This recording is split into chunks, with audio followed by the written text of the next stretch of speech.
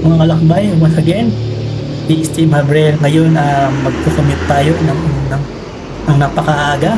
Yan, 5 a.m. Naghintay ako dito sa may Manggahan. Pero mahirap pa rin sumakay. Yan, mga kalakbay.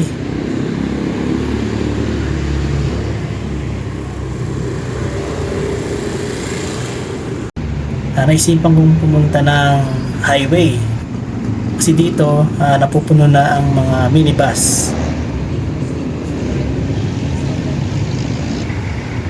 UB Express na van, wala akong makita at lahat puno. Yan, ito ang ating last option. Sumakay tayo ng minibus na biyaheng Santa Lucia. Ayan, link na tayo guys. Nag-try na ako mag-LRT2 para mapabilis ang ating biyahe.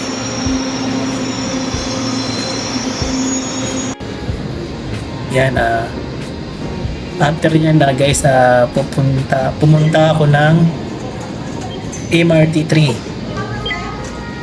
Yan, medyo rush hour na yan guys, kasi tumagal tayo sa paghihintay ng minibus dun sa Montalban.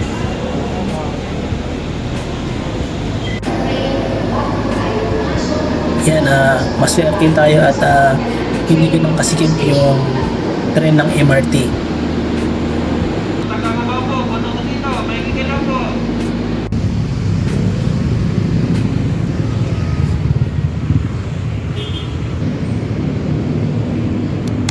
Hello guys, good morning. Yan, nag-commute tayo from Montalban to Ortigas.